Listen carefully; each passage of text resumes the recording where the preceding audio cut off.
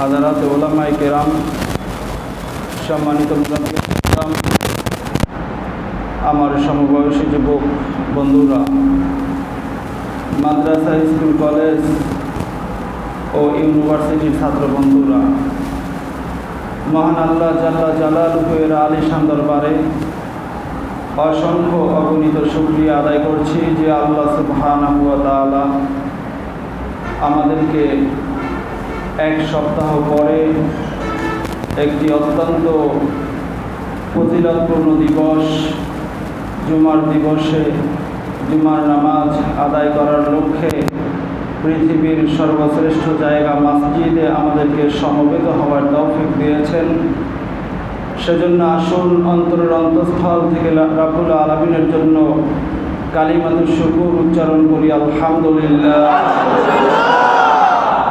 আমাদের এই মসজিদ থেকে পবিত্র এই মুহূর্তে আল্লাহ সুবহানাহু ওয়া তাআলা তার পেয়ারা হাবিব সাল্লাল্লাহু আলাইহি ওয়াসাল্লামের রওজা আকদাসে অসংখ্য অগণিত দরুদ আর সালাম পৌঁছে দিন। আমরা সকলে পড়ি আমিন। মুআজ্জাজ হাজিরিন, আপনারা সকলেই অবগত আছেন আজকের যেই জুমাটিতে আমরা এই মসজিদে একত্রিত হয়েছি, এই জুমাটি হলো পবিত্র শাওয়াল মাসের একটি জুমা। আমি আপনাদেরকে বিগত জুমায় বলেছিলাম যে রমজানের পরে যে মাসটি শাওয়াল মাস, এই মাসের প্রত্যেকটি জুমা পৃথিবীর সমস্ত মুসলমানদের কাছে দুটি কারণে বেশি বেশি ফজিলতপূর্ণ। এর ভিতরে একটি কারণ হলো রমজান মাস আমরা জানি যে একটি ফজিলতপূর্ণ মাস, একটি ইবাদতের মৌসুম। এই রমজান মাস আমরা ঈদের দিবসের মাধ্যমে আমরা শেষ করেছি, অতিবাহিত হয়েছে আমাদের কাছ থেকে, কিন্তু আমাদের মনের অজান্তেই ঈদের দিবস থেকে আরেকটি অন্যতম একটি ইবাদতের মৌসুম শুরু হয়ে গেছে, বলি আলহামদুলিল্লাহ। আর সেই ইবাদতটি হলো ইসলামের পঞ্চ স্তম্ভ এর একটি অন্যতম স্তম্ভ হজ, জিয়ারতে বাইতুল্লাহ, জিয়ারাতুল হারামাইন শরীফাইনের মৌসুম হলো এই শাওয়াল মাস থেকে শুরু হয়ে যায়, বলে সুবহানাল্লাহ। তো দেখেন আল্লাহ সুবহানাহু ওয়া তাআলা তার বান্দাদেরকে কত বেশি ভালোবাসেন। একটি ফজিলতপূর্ণ ইবাদত শেষ করতে না করতেই আমাদের আনন্দ উল্লাসের মাধ্যমে আমরা আরেকটি ইবাদতের ভিতরে পদার্পণ করেছি, বলুন সুবহানাল্লাহ। খুশি না বেজার? মুসলমান যখনই আল্লাহ তাআলার গোলামি করতে পারে তখনই মুসলমানদের মনে খুশি লাগে, ঠিক কিনা বলে? মুসলমান কখনো শয়তানের গোলামি করে না, ঠিক কিনা বলে? মুসলমানদের মনে সব সময় আল্লাহ এবং তার পেয়ারা হাবিব সাল্লাল্লাহু আলাইহি ওয়াসাল্লামের ভালোবাসা বিরাজমান থাকে, ঠিক কিনা বলেন? তো এই হলো একটি কারণ যে আমরা একটি ইবাদত থেকে অন্য একটি ইবাদতের ভিতরে প্রবেশ করলাম। যারা হজে যাবেন সারা পৃথিবী থেকে, এখন তো বিমানের যুগ, হজের আগের দিনও মক্কা মুকাররমায় পৃথিবীর বিভিন্ন জায়গা থেকে মানুষ যাতায়াত করে, হজের জন্য গমন করে থাকে। কিন্তু আগের যুগের মানুষেরা 6 মাস আগে, 2 মাস আগে হজের জন্য রওনা হতেন, ঠিক কিনা বলেন? আপনারা জানেন আমাদের বাংলাদেশ থেকে, চিটাগাং থেকে জাহাজ ছাড়তো, ঠিক কিনা বলেন? এই জাহাজ গিয়ে অনেক সময় দাঁড়াইতো বোম্বে, যেটাকে বলা হয় ভারতের। তো ওখান থেকে অনেকে কষ্টে ফেরত আসতো, বিদায় তাদেরকে বলা হয় বোম্বাইয়ে হাজি। আছে না এমন কথা? তো এরকম জাহাজে 6 মাস যাবৎ বুড়া মানুষ যেত বা যুবক যেত। 6 মাস পরে আবার ফেরত আসবে কি না এটা তো সে নিজেও জানতো না, ঠিক কিনা বলেন? তো এই কারণে তারা তখন দাবি দয়া, মায়া, মহব্বত সব কিছু ছাড়িয়ে কান্নাকাটি করে হজে যাইতেন। তো যাই হোক, আমার মূল মাকসাদ হলো হজের মৌসুম বুঝানো। শরীয়তের দৃষ্টিতে শাওয়াল, জুলকআদা এবং জুলহিজ্জার প্রথম 10 দিন এই 3 মাস জুড়ে হলো হজের মৌসুম, বলুন সুবহানাল্লাহ। তো আমরা এখন হজের মৌসুমে আমরা অবস্থান করতেছি। যদিও আমরা আমাদের ভিতর থেকে হজে আমরা অনেকেই যেতে পারবো না, আর করোনা ভাইরাসের কারণে এখন তো অনেক লিমিটেড, অনেক শর্ত সারাই দেওয়া হয়েছে, যার কারণে অনেকেই যেতে পারবে না। তো আমরা যেহেতু গরিব মানুষ, হজে যেতে পারি নাই। রাসূলুল্লাহ সাল্লাল্লাহু আলাইহি ওয়াসাল্লামের বাণী হলো, আমরা যারা গরিব আমাদের জন্য জুমার দিবসে জুমার নামাজ আদায় করাটাই হলো হজ। খুশি হয়ে বলুন সুবহানাল্লাহ। তবে এটার জন্য শর্ত হলো আপনার বাড়ি অথবা বাসা থেকে অজু গোসল করে পাক পবিত্র হয়ে সুন্দর করে মসজিদে রওনা হওয়া। আপনি পথে কোথাও গিয়েছিলেন, ওখান থেকে মসজিদে ঢুকছেন, এসে এখানে অজু করে নামাজ পড়বেন, এই ব্যক্তির জন্য কিন্তু এই ফজিলত না। আপনারা ব্যাপারটা মনে রাখবেন, এটা কিন্তু অনেকেই জানে না বা অনেকে বলেও না। জুমার দিন গরিবের, হজের দিন এভাবেই বলে থাকে।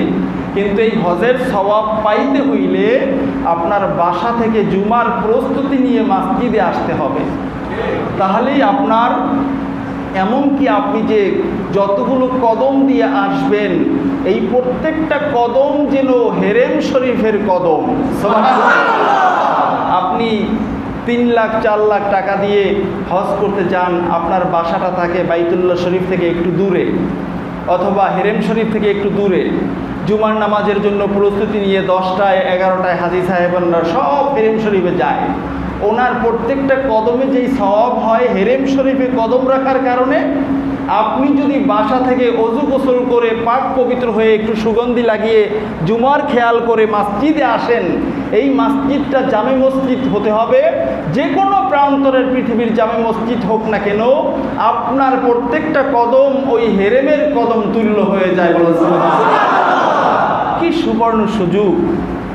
দেখেন, এরপরে দ্বিতীয় যে কারণটিতে আমাদের মুসলিম উম্মার জন্য এই শাওয়াল মাসের প্রত্যেকটি জুমা অনেক ফজিলতপূর্ণ, সেই দ্বিতীয় কারণটি হলো, আমরা যে পিছনে একটি মাস আমরা ইবাদতের মাধ্যমে কাটিয়েছি, যেই ইবাদত আমরা অন্য অন্য মাসে করি না, যেটাকে আমরা একটা ট্রেনিংয়ের মাস, একটা প্রশিক্ষণের মাস হিসাবে আমরা উপস্থাপন করতে পারি। মুসলিম উম্মার জন্য সত্যি সত্যি রমজান মাস হলো একটি প্রশিক্ষণের মাস। একটি মাস মুসলিম উম্মাহ প্রশিক্ষণ নিয়ে বাকি 11টি মাস তার জীবন অতিক্রম করবে, বলুন সুবহানাল্লাহ। তো একটি মাস আমরা প্রশিক্ষণ দিলাম, সেখান থেকে আমরা কি শিখতে পাইলাম, কি শিক্ষা গ্রহণ করলাম, এই শিক্ষাগুলোকে আউটপুট করে এই শিক্ষাগুলো মুসলিম উম্মার কাছে উপস্থাপন করার জন্যই হলো শাওয়ালের প্রত্যেকটা জুমা বেশি ফজিলতপূর্ণ, বলুন সুবহানাল্লাহ। তার কারণ অনেক মানুষ মুসলমান যারা স্বাভাবিকভাবে রোজা রাখে, এই রোজা থেকে কি শিখলাম, কি শিক্ষা দেয়, এই চিন্তা তার মাথার ধারে পাশেও আসে না, ঠিক কিনা বলেন? কিন্তু যখন তাকে বলা হয় যে তুমি এই রোজা থেকে এই এই বিষয়গুলো শিখতে পারলা, এই এই বিষয়গুলোকে তুমি বাকি 11টি মাস তোমার জীবন সাথী করে রাখবে, তখন কিন্তু তার মন মেজাজ চিন্তা চেতনা উজ্জীবিত হয় যে সত্যিই তো আমি রমজান মাসে আমলটা করলাম, এটার মাধ্যমে আমি এটা শিখলাম, তাহলে আমি কেন রমজান ছাড়া অন্য মাসে এটাকে আমার জীবনে অ্যাপ্লাই করব না, অনুশীলন করব না, এভাবে একটা চিন্তা চেতনা এসে থাকে, ঠিক কিনা বলেন? এজন্যই শাওয়াল মাসের প্রত্যেকটা জুমা প্রত্যেকটা মুসলিম উম্মার জন্য অনেক গুরুত্বপূর্ণ, বলুন সুবহানাল্লাহ। তাহলে ঠিক এমনই একটি গুরুত্বপূর্ণ জুমায় আমরা আজকের উপনীত হয়েছি। আমরা আরেকবার বলি আলহামদুলিল্লাহ। ভাইয়ের আমার, রমজানের শিক্ষার উপরে আমি পিছনের বছরগুলোতে আমি আপনাদেরকে রমজানের পরে 3, 4, 5টি জুমা ব্যাপী অনেক অনেক আলোচনা শুনিয়েছিলাম। তো গত জুমায় আলোচনা করতে পারি নাই অন্য বিষয়ের কারণে। তো আজকের যে বিষয়টি আমি আপনাদের খেদমতে আলোচনা করতে চাই, তালিমুস সিয়াম, রমজানের শিক্ষার ভিতরে একটি অন্যতম শিক্ষা নিয়ে শুধুমাত্র কথা বলতে চাই। আর সেই শিক্ষাটি হলো আত-তাকওয়া তথা খোদা ভীতি, আল্লাহ ভীতি, পরহেজগারি, বলুন আলহামদুলিল্লাহ। তাকওয়া যে বিষয়টি, এই বিষয়টি প্রত্যেকটা মুমিন মুসলমানের জীবনের জন্য একটি অত্যন্ত গুরুত্বপূর্ণ একটি গুণাবলী, অত্যন্ত গুরুত্বপূর্ণ একটি গুণ, একটি বৈশিষ্ট্য, একটি খাসলাত। তাকওয়া ছাড়া মুমিন কল্পনা করা যায় না, তাকওয়া ছাড়া মুসলমান কল্পনা করা যায় না। আজকের আমাদের সমাজে মুসলমান রয়েছে অনেক, মুমিন আছে অনেক, কিন্তু তাকওয়া না থাকার কারণে বর্তমান সমাজের এই হাল হাকিকত, ঠিক কিনা বলেন? আমাদের সমাজে আজকের মুসলমান হয়ে মুসলমানের হাতে মাইর খায়, আছে কি নাই? অভাব কিসের? সব কিছু আছে, তার দুটি হাত আছে, পা আছে, দাড়ি আমার চেয়ে বেশি আছে, পেট আছে, পাগড়ি আছে, জুব্বা আছে, আবা আছে, কাবা আছে, এবং জীবন খুঁজলে দেখা যাবে 10 বার তার জীবনে হজও খুঁজে পাওয়া যায়, ঠিক কিনা বলেন? বন্ধুরা আমার, সব কিছু খুঁজে পাওয়া গেলেও আপনি একটা জিনিস তার ভিতরে পাবেন না, আর সেই বিষয়টি হলো তাকওয়া, ঠিক কিনা বলে? আর এই তাকওয়া শিক্ষা দেওয়ার জন্যই মূলত আল্লাহ সুবহানাহু ওয়া তাআলা গোটা উম্মতে মুহাম্মাদিকে 1 মাস যাবত রোজা পালন করার নির্দেশ দিয়েছেন, বলেন সুবহানাল্লাহ। ভাইয়েরা আমার, আল্লাহ সুবহানাহু ওয়া তাআলা তার পবিত্র কোরআনুল হাকিমে ইরশাদ করেছেন, ইয়া আইয়ুহাল্লাযীনা আমানু কুতিবা আলাইকুমুস সিয়ামু কামা কুতিবা আলাল্লাযীনা মিন ক্বাবলিকুম লাআল্লাকুম তাত্তাকুন। রমজানের ওয়াজ, অনেকে এই করোনা ভাইরাসের তাণ্ডবে, এরপরে হলো ঘূর্ণিঝড়ের তাণ্ডবে রোজা কবে শেষ হয়েছে এটা জিজ্ঞাসা করলেও তার মনে নাই। কারণ রোজা যেতে না যেতেই বহু ধরনের আল্লাহর গজব, আল্লাহ তাআলার পক্ষ থেকে শিক্ষা, যেই শিক্ষার মাধ্যমে মানুষদেরকে আল্লাহমুখী করতে চান, এমন অনেকগুলো শিক্ষা আমাদের কাছে আল্লাহ তাআলা উপস্থাপন করেছেন, ঠিক কিনা বলেন? এই কারণে রমজান মাস মনে হয় যেন 4-5 মাস হয়ে গেছে, শেষ হয়ে গেছে। ঈদ করেছি কবে এমনটা মনে হয়। আসলে শাওয়াল মাস আমাদের কাছে বিরাজমান। এই মাস থেকে আমাদের, রমজান থেকে কি শিক্ষা গ্রহণ করলাম, এই মাসে এই বিষয়গুলো আলোচনা করা দরকার, ঠিক কিনা বলেন?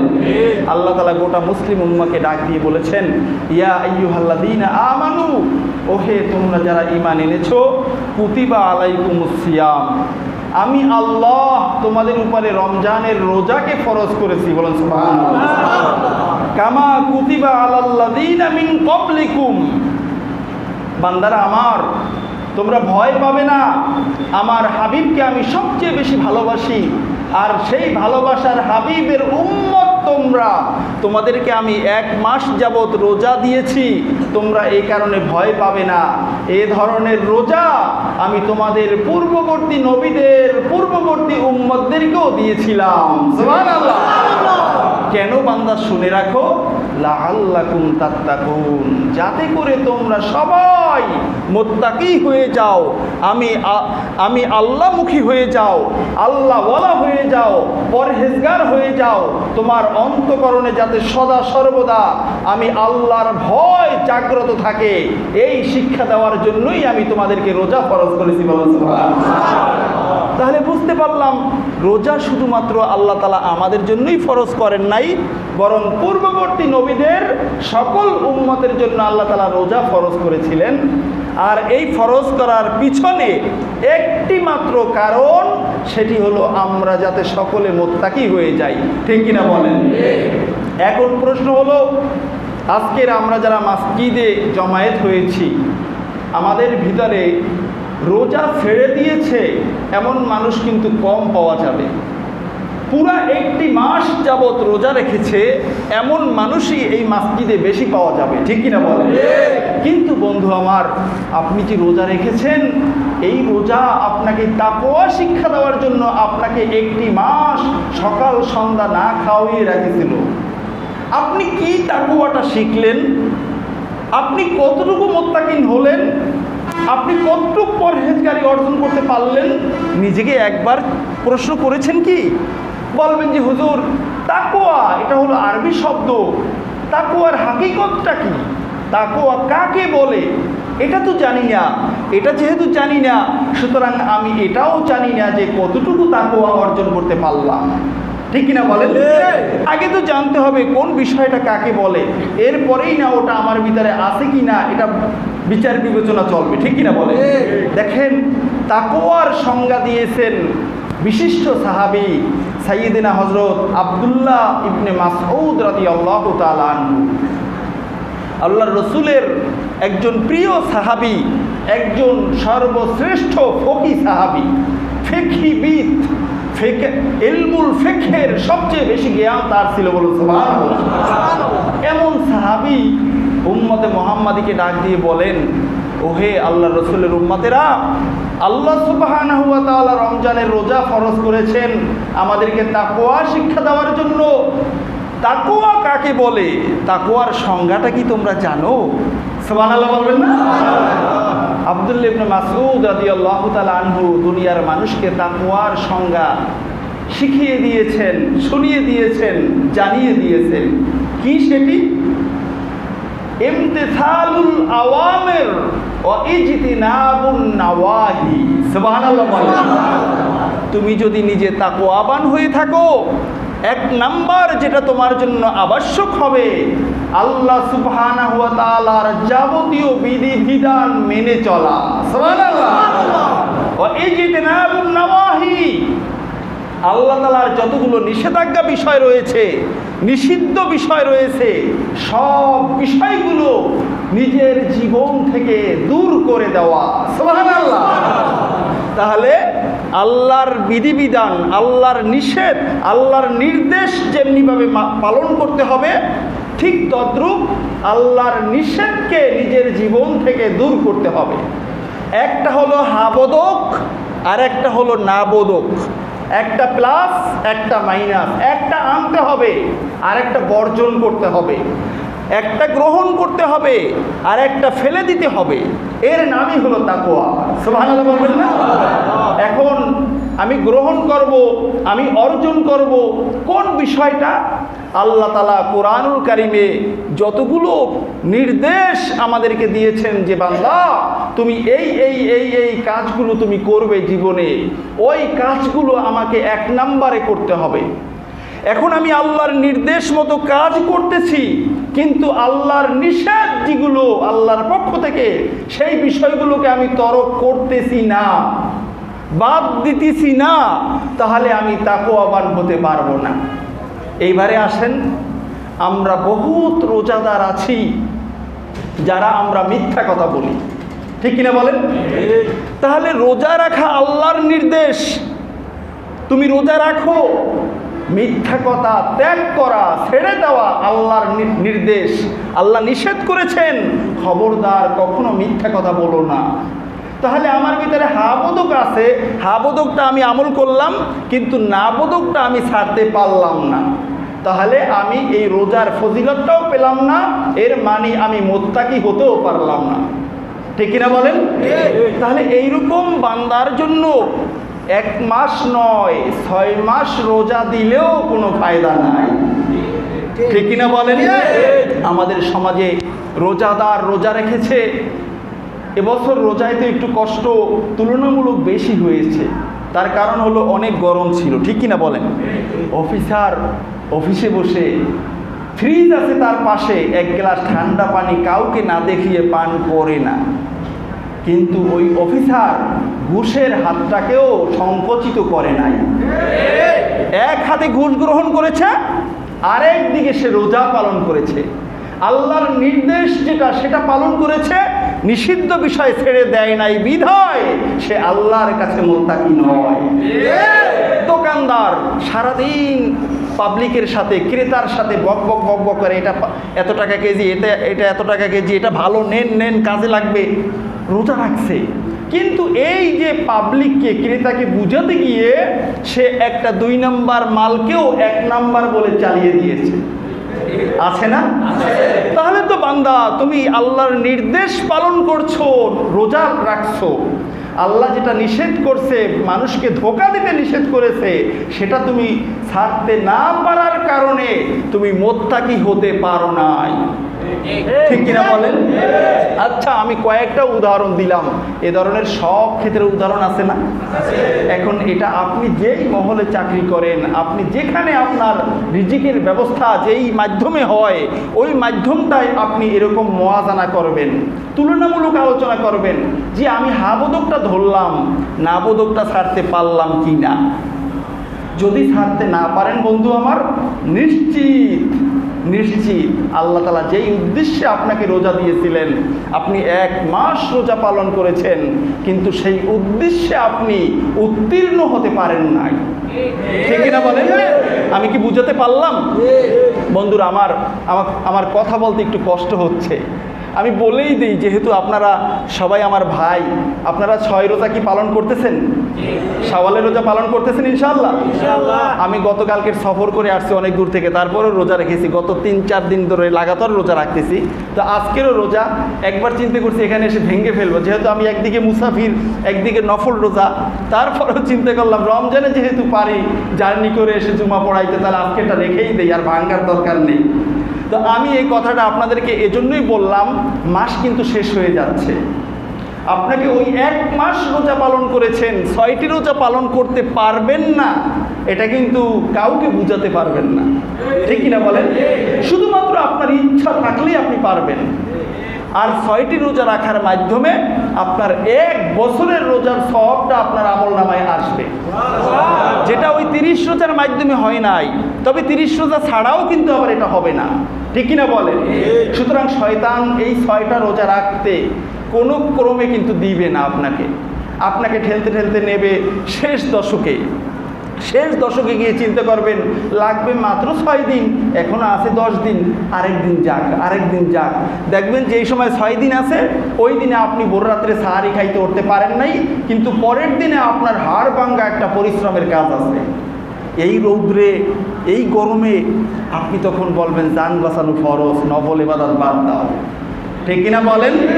এটাই হলো শয়তানি থিওরি। এই শয়তানি থিওরিতে যাতে না পড়েন, এই কারণে বাদিরু বিল আমাল, আল্লাহ রাসূলের নির্দেশ, নেক কাজ যেখানেই থাকবে সবার অগ্রে তুমি থাকবে, সবার আগে যাবে। এই কারণে আমি অনেক আগে আপনাদেরকে উদ্বুদ্ধ করতাম যে এটা হলো মসজিদ, আল্লাহর ঘর, জুমার দিনে কে কার আগে আসতে পারেন প্রতিযোগিতা করবেন। মনে আছে আপনাদের সেই কথা? কিন্তু এখন আর বলি না, যেহেতু আমি নিয়মিত আসি না এই কারণে। কিন্তু আপনারা করবেন, এটা করলে ফায়দা। আপনার জীবনে বহু জুমায় এমন আছে যে আপনি 1 নম্বর মুসাল্লি জামে মসজিদের, ফেরেশতাদের কাছে রেকর্ড থাকবে না? তাহলে এর মানিটা হলো আপনি নেক কাজে অনেক এগিয়ে। কাল হাসর ময়দানে আপনি আল্লাহকে বলতে পারবেন যে আল্লাহ দেখেন, এই মসজিদটা অমুক পাড়ার অমুক মহল্লার ছিল, কিন্তু আমি সবার আগে ছিলাম, প্রত্যেকটা জুমায় আমি সবার আগে যাইতে চেষ্টা করতাম। আল্লাহর কাছে বললে তখন আল্লাহ কি আপনাকে জাহান্নামে ফেলতে পারবেন? আল্লাহর এই দয়া আছে না? অবশ্যই আছে। ঠিক কিনা বলেন ভাইয়ের আমার? তাহলে রমজান আমাদেরকে তাকওয়া শিক্ষা দিতে এসেছিল। ঠিক কিনা বলেন? আমরা কি তাকওয়া অর্জন করতে পারবো ইনশাআল্লাহ? তাহলে আজকের থেকে মনে রাখবেন, 10 টাকা দান করা এটা কিন্তু সহজ, কিন্তু 10 টাকা চুরি করা ছেড়ে দেওয়া এটা কিন্তু কঠিন। আমার কথাটা কি বুঝতে পারছেন? আমার বেতন 10,000 টাকা, আমার বস আমাকে বসিয়ে রেখে সে প্রত্যেক দিন লাঞ্চে যায়, ক্যাশ বাক্সে টাকা অগণিত টাকা, আমি প্রত্যেক দিন ভিখারিকে আসতে যাইতে 100 টাকা 50 টাকা দান করি, এটা অনেক সহজ। কিন্তু ক্যাশ বাক্সের ভিতরে নতুন নতুন 500 টাকার নোট, 1000 টাকার নোট, বসের কোনো হিসাব নেই, কোনো সিসি ক্যামেরা নেই, এটা আমি পকেটে ঢুকাবো না, এটা কিন্তু অনেক কঠিন। যত কঠিন এর চেয়ে অনেক সহজ হলো দান করাটা। সহজটায় আমরা যাই, কঠিনটায় আমরা আসি না। মানে হলো হাবোদক আছে, না বোদকটা আমাদের ভিতরে নেই, এটা আমরা ছাড়তে পারি না। আর এই কারণে সমাজের এই বিশৃঙ্খলা। ভাইয়ের আমার, হযরত উবাই ইবনু কাব রাদিয়াল্লাহু তাআলা আনহু ইরশাদ করেছেন যে তাকওয়ার সংজ্ঞাটা আল্লাহর নির্দেশ মানা, নিষিদ্ধ জিনিস ত্যাগ করা, ছেড়ে দেওয়া, এটা একটু কঠিন। তার চেয়ে আমি একটু বাস্তবতা বুঝিয়ে দেই উম্মতকে। সেটি হলো, উনি একবার সাহাবায়ে কেরামদের সামনে বসে বলতেছেন যে, সাহাবারা, তোমরা তাকওয়ার সংজ্ঞা এক একজনে এক একটা বলতেছো, আমি একটু বাস্তবে দেখাই দিই তাকওয়া কাকে বলে। উনি করলেন কি, উনি একটু দাঁড়িয়ে ওনার লম্বা জামা, চওড়া প্রশস্ত জামাকে আটসাট করে একটু সামনে এগিয়ে গেলেন, আবার ওখান থেকে এসে যথা জায়গায় বসে গেলেন। বসে মুস্কি মুস্কি হাসতেছেন আর বলতেছেন, আল্লাহ রসুলের সাহাবারা, এটারই নাম তাকওয়া। সুবহানাল্লাহ বলে। তাহলে কত সহজ তাকওয়া। আপনি একটা লম্বা জামা গায়ে দেবেন, ঘরের ভিতরে 4-5 কদম একেবারে টান আটসাট করে হাঁটবেন, আবার জামাটা খুলে রেখে বের হয়ে যাবেন, এটারই নাম তাকওয়া। কত সহজ তাকওয়া, ঠিক কিনা বলেন? কি বলেন? এই জামা আটসাট করা দিয়ে কি বুঝতে পারলেন? আব্দুল্লাহ বিন উবাই রাদিয়াল্লাহু তাআলা আনহু বললেন যে, আল্লাহ রসুলের সাহাবারা, শুনে রাখো, তোমরা যেই সমাজে বসবাস করবে, এই সমাজে চারদিকে পাপ কাজ হাতছানি দিয়ে শুধু তোমাকে ডাকবে। তার কারণ আল্লাহর রসুলের ওই কথা কি তোমাদের স্মরণ নেই? হুফফাতিল জান্নাতু বিশ-শাহাওয়াত, অহুফফাতিল নারু বিল মাকারিহ বিশ-শাহাওয়াত। মানে হলো, জান্নাতকে আল্লাহ তাআলা লোভনীয় অনেক কষ্টের দ্বারা আল্লাহ তাআলা জান্নাতের পথকে ঢেকে রেখেছেন। কষ্টকর কার্যের মাধ্যমে, কষ্টকর কর্মের মাধ্যমে আল্লাহ তাআলা জান্নাতের পথটাকে ঢেকে রাখছেন। ওই পথে হাঁটতে গেলেই কষ্ট। আর জাহান্নামের পথ যেটা, হুফফাতিন নারু বিশ-শাহাওয়াত, জাহান্নামের পথে এক কদম অগ্রসর হলেই শুধু শান্তি লাগে। কারণ এই পথটাকে আল্লাহ তাআলা লোভনীয় অনেক জিনিসের দ্বারা ঢেকে রাখছেন। এই কারণে অনেকে বলে জান্নাতের পথ বড় পিচ্ছিল, কাঁটাযুক্ত, বিপদগ্রস্ত। এই পথ আপনি অতিক্রম করতে পারলেই আল্লাহর জান্নাত। আর জাহান্নামের পথ অনেক সুখ শান্তির পথ, অনেক আনন্দ উল্লাসের পথ। এই আনন্দ উল্লাস করতে করতে বান্দা যখন ওই পথের শেষ সীমানায় চলে যাবে, সে আল্লাহর জাহান্নামে পড়ে যাবে। বলুন নাউযুবিল্লাহ। উবাই ইবনে কাব রাদিয়াল্লাহু তাআলা আনহু বলেন, তোমরা যেই সমাজে থাকো, এই সমাজে অনেক পাপ কাজ তোমাদেরকে হাতছানি দিয়ে ডাকে। ওই পাপগুলো করতে অনেক মজা, অনেক মজা। খবরদার, কোনো একটা পাপ কাজ তোমাদের চলার পথে যেন তোমাদেরকে স্পর্শ করতে না পারে। এই কারণে সমাজে থাকবে ঠিক, জঙ্গলে যাওয়ার দরকার নেই। কারণ আল্লাহ রসুলের দিন, আল্লাহ রসুলের ইসলামের ভিতরে বৈরাগ্যতা নেই, ঠিক কিনা বলেন? সমাজেই থাকবো আমরা, কিন্তু পাপ কাজ যেন আমাদের শরীরের সাথে, আমাদের জীবনের সাথে মিশে না যায়, এই জন্য আমরা খুব সংকীর্ণ হয়ে চলবো। সুবহানাল্লাহ বলবেন না? সংকীর্ণ হয়ে চলবো। একটা দাওয়াতে আমাকে দাওয়াত দিল, যেই দাওয়াতে গেলে আমার ওখানে অনেক পাপ কাজের সম্ভাবনা রয়েছে। ওখানে পুরুষ মহিলা একত্রে নাচ গান করবে, ওখানে মদ পান করবে, ওখানে তাসের আড্ডা জমাবে, ওখানে জুয়ার আড্ডা জমাবে। না, আমি এই সমাজে থাকলেও আমি ওই দাওয়াতে যাব না, ঠিক কিনা বলেন? সমাজে এরকম বিভিন্ন জায়গায় আপনি যাবেন, দেখবেন শুধু পাপ কাজ আর পাপ কাজ। যেখানেই পাপ থাকবে সেখানেই আপনি যেতে পারবেন না। এটা হলো আপনার জীবনকে সংকুচিত করে চলা। এটা হলো জামা সংকুচিত করে চলার অর্থ। যেখানেই গুনাহ থাকবে সেখান থেকেই আপনি পিছপা হবেন, সেখানে আপনি যেতে পারবেন না। এটার নাম হলো তাকওয়া। এখন আমরা রোজা রেখেছি আর দুনিয়ায় অন্যায় যত যা আছে সব কিছু করি, তাহলে কি আমার তাকওয়া হলো? এটার নাম তাকওয়া না। বন্ধুরা আমার, প্রথম যে সংজ্ঞাটা, এটাই আমার কাছে সবচেয়ে ভালো লাগছে। আল্লাহর নির্দেশ পালন করা, আল্লাহর নিষিদ্ধ জিনিস ত্যাগ করা, ছেড়ে দেওয়া। এক কথায় শেষ। আপনি ভালো কাজ করতেছেন, খারাপ কাজটা ছাড়েন না, এর মানে হলো আপনি মুত্তাকি না, ঠিক কিনা বলেন? খারাপ কাজ ছাড়তে হবে, ভালোটা ধরতে হবে। আমি এটাকে আরো সহজ করে আপনাদেরকে বুঝাতে চাই। যেহেতু তাকওয়াই সমাজে সবচেয়ে বড় অভাব, এই কারণে কথাটা আমি বারবার রিপিট করতেছি। আপনি মনে করেন একটা কাপ মধু চিনেন না? আপনি কাপে ঢেলে মধু খাবেন, একটা বোতল থেকে ঢালবেন, পাত্র থেকে ঢালবেন, কাপের ভিতরে মধু পান করবেন কাপে ঢেলে।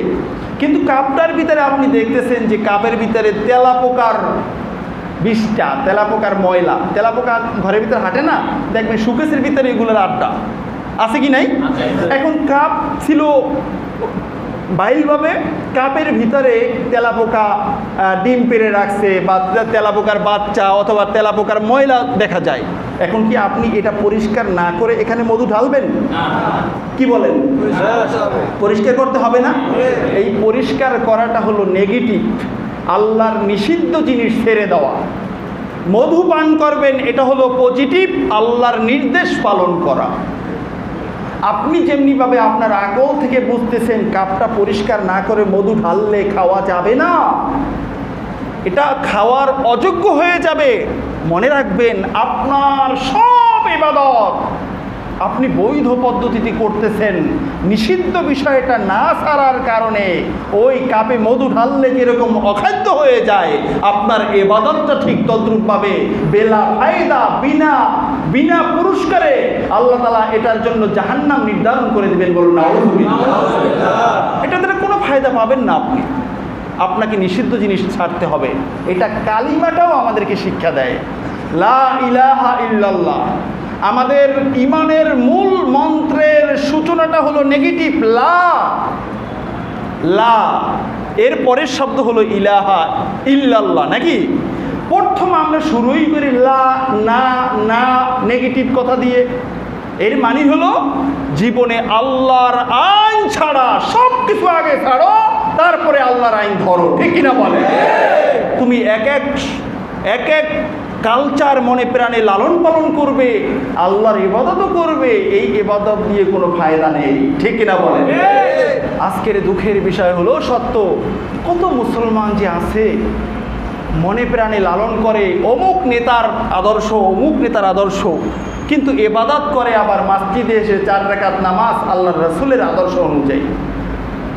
তাহলে এই নামাজ ওই ব্যক্তিকে খারাপ কাজ থেকে ফিরাতে পারে না। এই নামাজই চুরি করতে মোটেও কুণ্ঠিত হয় না। এই নামাজই আরেকজনের মাথার উপরে লাঠি মারতে মোটেও চিন্তা করে না, ঠিক কিনা বলে? যেহেতু সে খারাপটাও আছে ভালোটাও আছে, এখানে ভালোটার কোনো দাম নেই, গোটাটাই খারাপটা, ঠিক কিনা বলেন? এজন্য বন্ধুরা আমার, রমজান এসেছিল আমাদেরকে তাকওয়া শিক্ষা দিতে। সাবধান, তাকওয়া আমাদের লাগবেই।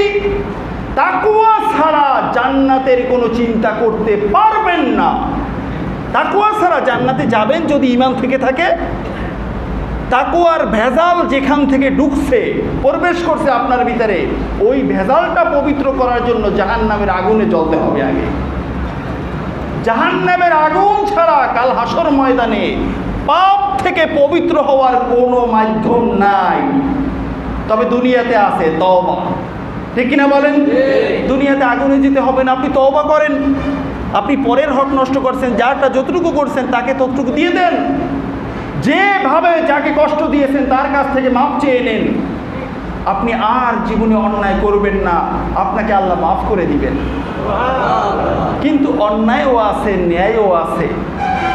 এ কারণে আমাদের সমাজের বড় বড় মানুষ যারা, বড় বড় মানুষ বোঝেন তো, অনেক লম্বা মসজিদে সাত পর্যন্ত বড় বড় মানুষ যারা, তাদের ভিতরে ভালোটাও আছে খারাপটাও আছে। এই কারণে ভালোটা তাদের উপরে তাসির করে না, ভালোটা তাদেরকে ভালো দিকে টেনে নেয় না। যদিও বক্তৃতার সময় বলে আমি এতবার হজ করছি, খানায় কাবায় গিয়ে এটা করছি ওটা করছি, এটা হলো চাপাবাজি। আগে খারাপটা ছাড়ো, তারপরে ভালোটা ধরো, ঠিক কিনা বলেন? এই শিক্ষা কে দিয়েছেন? রমজান দিয়েছেন, আল্লাহ দিয়েছেন, ঠিক কিনা বলেন? দেখেন, তাকওয়ার দুনিয়াবি অনেকগুলো ফায়দা রয়েছে। যেই ব্যক্তি মুত্তাকি, ওই ব্যক্তি তাকওয়ার ফায়দাটা দুনিয়াতেই পাবে। সুবহানাল্লাহ বলেন। দুনিয়াতেই পাবে, পরকালে তো আছেই, কিন্তু দুনিয়াতেই সে তাকওয়ার ফায়দাটা পাওয়া শুরু করবে। সেটা কি?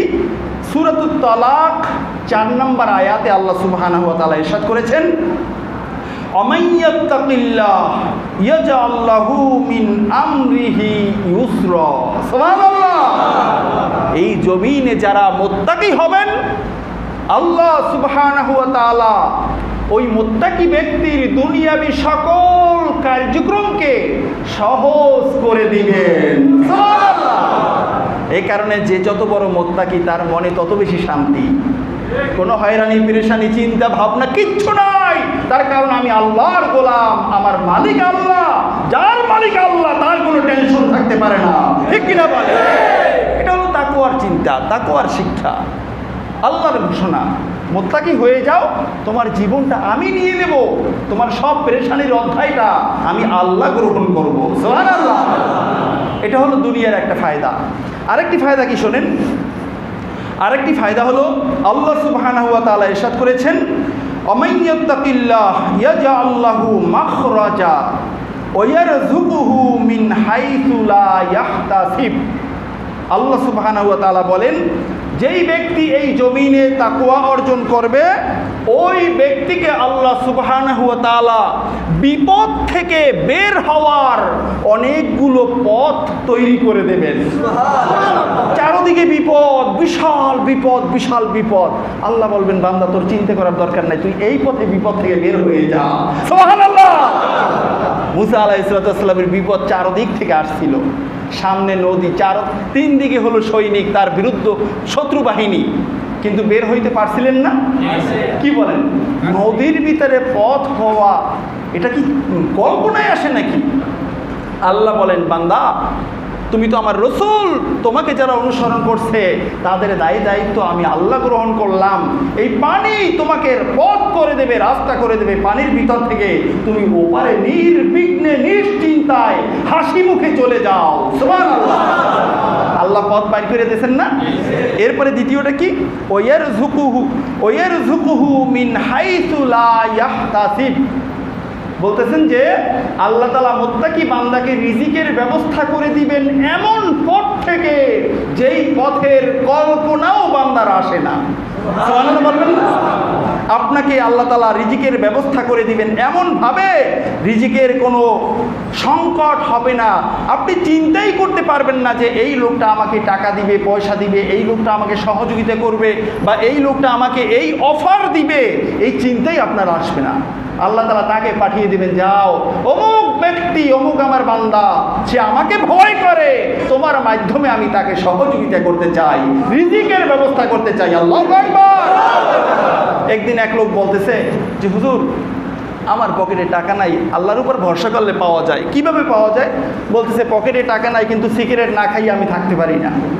সিগারেট আছে না, পথে হাঁটতেছে, আরেকজনে কোন গাছের গোড়ায় বসে বসে সিগারেট খাইতেছে, আর ডাকছে, ওই বন্ধু কই যাও? বলতেছে যে ভাই কি করব, পকেটে টাকা নাই, সিগারেট খাওয়া দরকার, মাথা গরম হয়ে গেছে, এখন সিগারেট কেনার টাকা নাই। পরে বলছে, এদিকে আসো বেটা, আমার কাছে সিগারেট আছে অতিরিক্ত, এখান থেকে নিয়ে একটা খাও। খাইতে হুজুর দেখছেন নাকি কিভাবে আল্লাহ তাআলা ব্যবস্থা করে দেয়।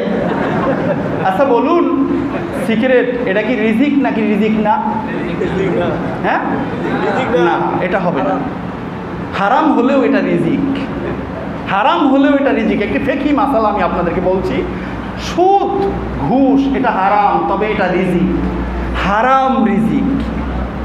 আকাইদুন নাসাফি কিতাবের ভিতরে এসেছে, আহলুস সুন্নাহ ওয়াল জামাতের আকাইদের কিতাব, যেটা ফাজেলে পড়ানো হয়, কওমি মাদ্রাসায় ওটা পড়ানো হয়।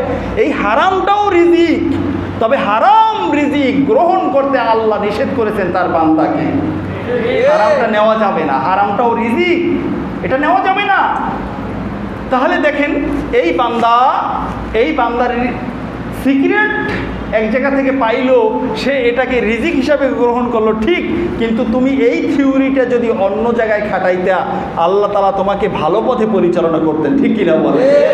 এখন দেখেন, সিগারেট খায়, ধূমপান করে, নাকি সিগারেট খায় না পান করে? কি করে এটা?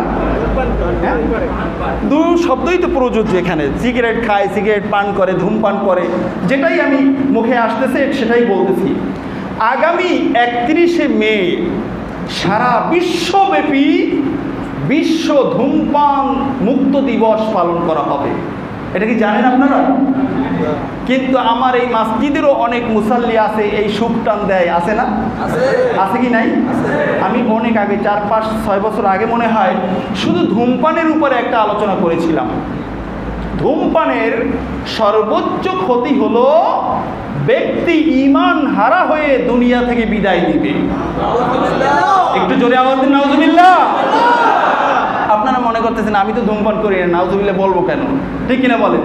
কিন্তু আপনার আওয়াজটা ধূমপানের কানে গিয়ে যদি তার একটু আসরটা হয় তাহলে কল্যাণে আসবে না?